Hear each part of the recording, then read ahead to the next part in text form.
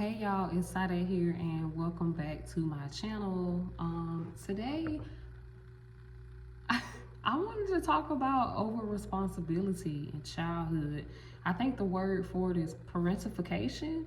Um, Hopefully I didn't mispronounce that. My accent, hey, yeah, but hopefully I pronounced that correctly. But I wanted to talk about my own experience with it.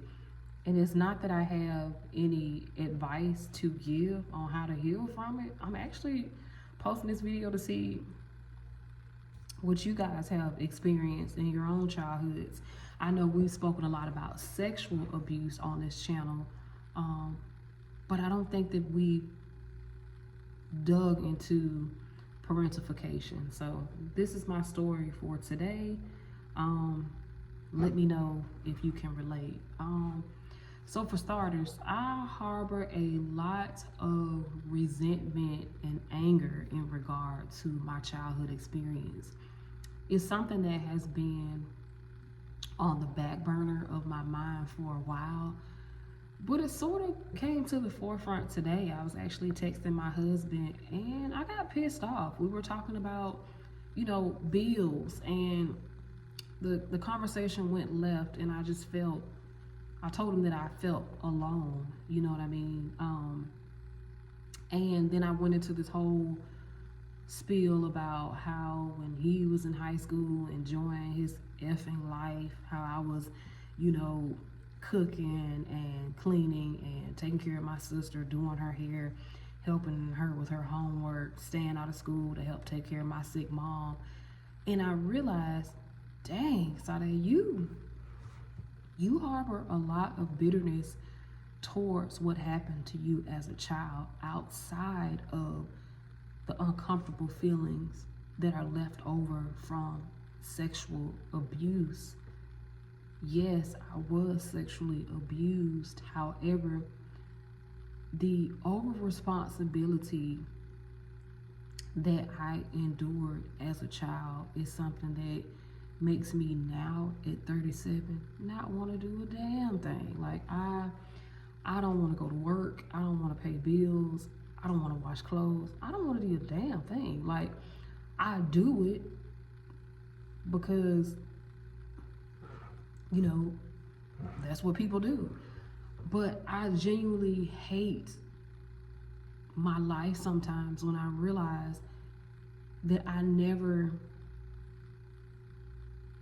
enjoyed my childhood the way that I wish I had. When I listen to my friends and family members talk about things like prom or having a social life, like going to the games and stuff like that, I never experienced those things, and I never dared to even ask a lot of the times because I had so many other things to do.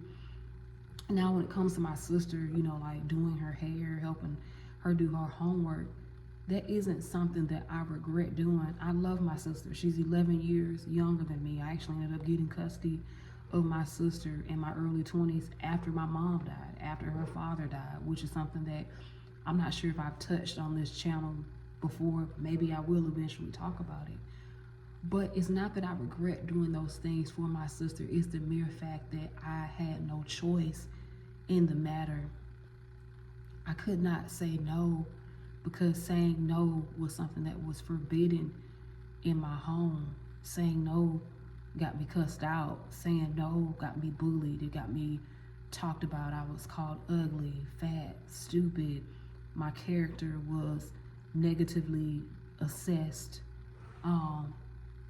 because of that forbidden word, which is no. And then as I got older and my mom became ill because she was diagnosed with kidney failure when I was 14, I spent a lot of time not being able to go to school, specifically on Tuesdays and Thursdays, because that's when she went to dialysis. She would go to dialysis 3 times a week. It was Tuesdays, Thursdays, and Saturdays, I believe. But it was 3 times a week. And so Tuesdays and Thursdays, I didn't go to school because after she got home from dialysis, she was very weak. So I would need to help her, I would need to be her legs and arms to go get her things throughout the home,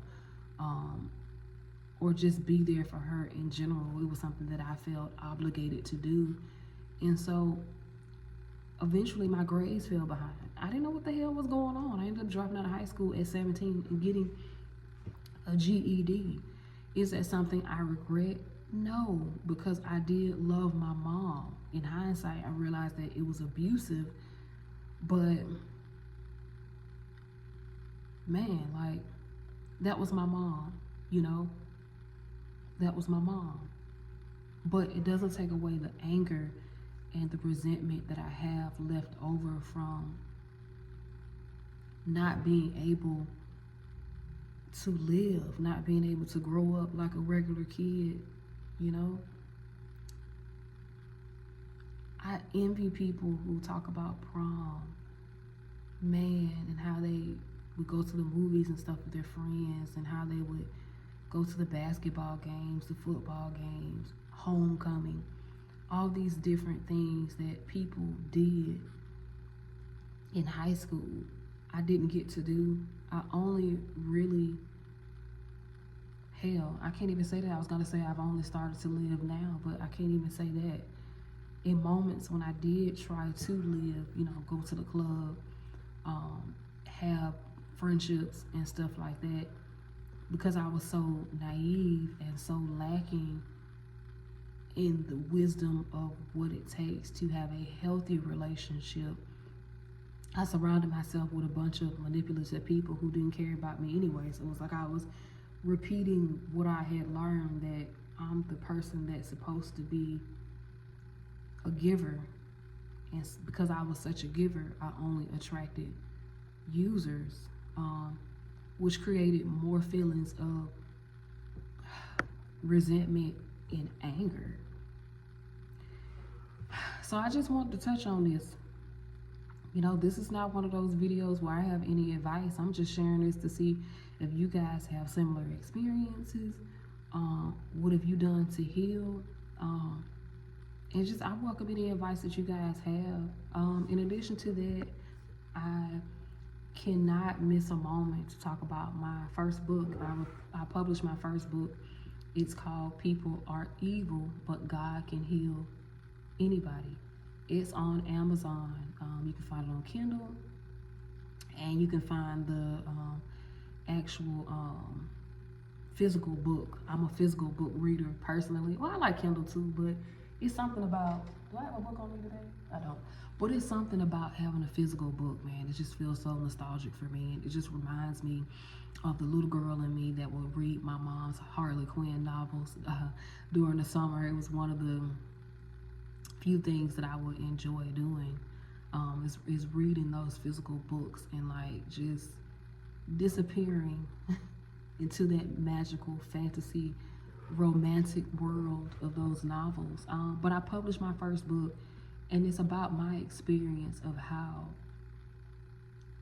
naive I was in terms of how relationships operate and how God saved me from that starting in 2016. So that's something that you would like to read, please pick it up off Amazon.